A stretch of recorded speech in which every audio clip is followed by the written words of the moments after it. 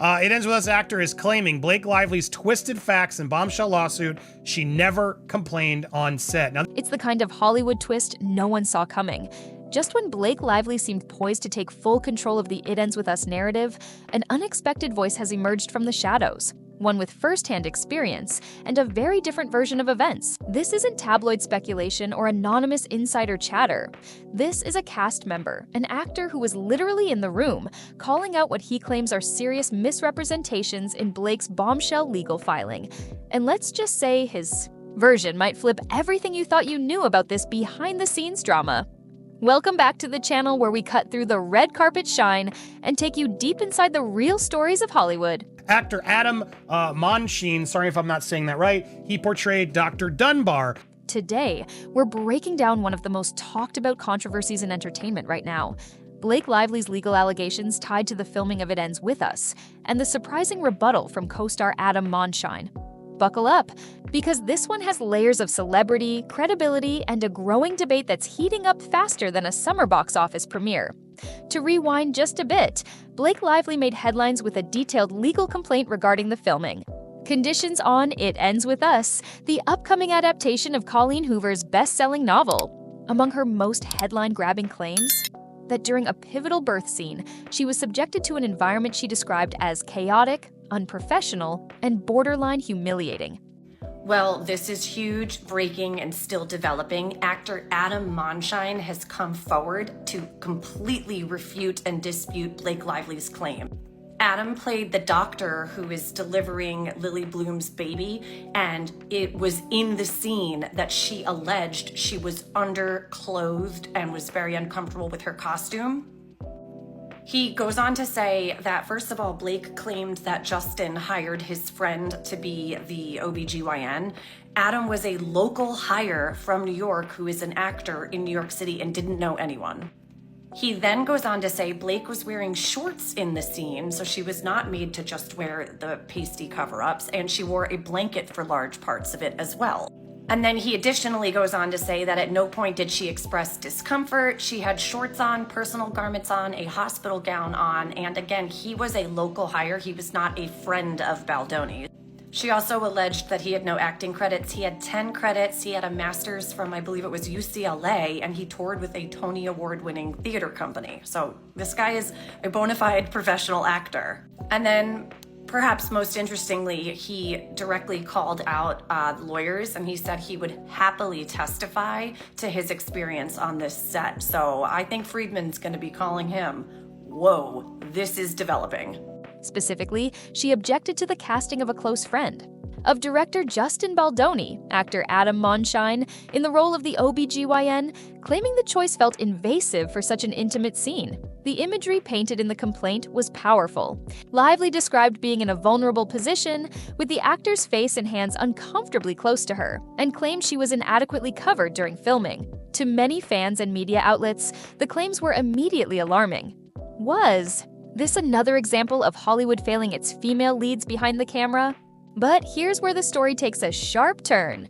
In a rare move that's already stirring conversation across the industry, Adam Mondschein has stepped forward, and he's not just offering a rebuttal.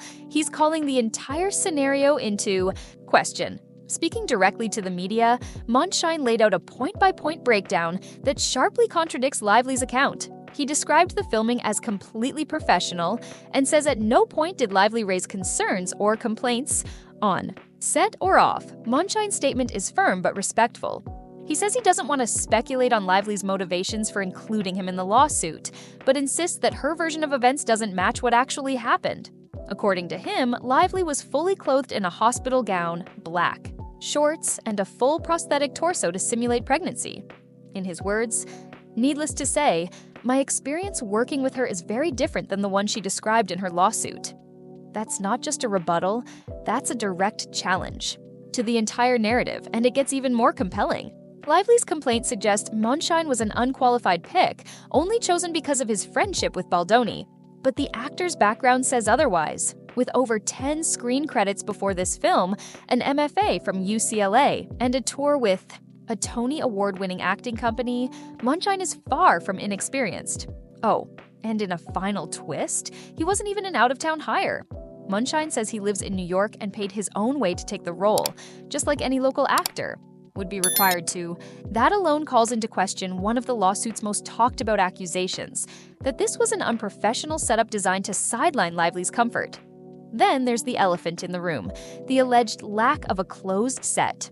Lively claims that during the scene, unnecessary crew members were able to walk through while she was partially uncovered. But according to Mondschein, that's simply not true. He says standard industry protections were in place, the set was professionally managed, and Lively's wardrobe ensured she was never exposed. In fact, he's gone so far as to say he'd be willing to testify under oath if needed, adding a level of seriousness that fans and critics alike can't ignore. The implications of this are big. This isn't just about a disagreement over costuming or casting. It's about credibility. It's about who gets to control the story. And it's about how quickly narratives can shift in today's media-driven world. Of course, Blake Lively's team has declined to comment on the rebuttal so far. Instead, they point back to her original claims about the filming environment, standing by her description of the scene as chaotic and lacking proper safeguards. That silence, however, has only amplified the momentum behind Mondschein's statement. If this were just a minor disagreement, it might have faded into the background. But the fact that an actor is publicly disputing a lead actress's legal complaint, that's something we rarely see in Hollywood, especially when reputations are on the line. The court of public opinion is split. Some fans continue to support Lively, arguing that discomfort is subjective and no one can know how she truly felt during those scenes. Others, however, are raising eyebrows. Why would someone with everything to lose, like Mondschein, speak out so publicly unless he felt genuinely misrepresented? And if more people from the set step forward, could this be the start of a bigger unraveling? What makes this even more fascinating is the larger strategy some believe might be in play. Sources close to the production suggest that Lively may be attempting to regain creative control of the project or distance herself from negative press tied to the summer shoot. If that's the case, filing a lawsuit with allegations that could shift public perception might seem like a calculated move.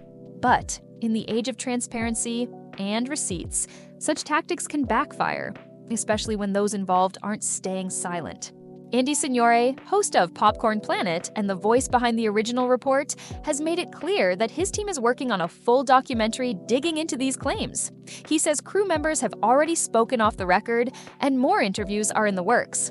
If those voices continue to come forward, we may be on the verge of seeing an entirely different story emerge than the one initially told in the lawsuit. What's certain is that this situation isn't over, not by a long shot. As more individuals connected to the production weigh in, the gap between perception and reality could grow wider, and it raises serious questions about accountability, truth, and how stories are told in the spotlight. Because in Hollywood, the script isn't always written by the screenwriters. Sometimes it's the legal teams, the actors behind the scenes, and the platforms brave enough to give them a voice. So now we turn it over to you. Are you buying Mondschein's version of events? Or do you think there's more to Lively's claims than meets the eye? Could this simply be a case of conflicting experiences, or is someone rewriting history? Drop your thoughts in the comments, hit that like button if you appreciate real Hollywood insight, and don't forget to subscribe so you don't miss what's coming next. Trust me, this story is far from finished.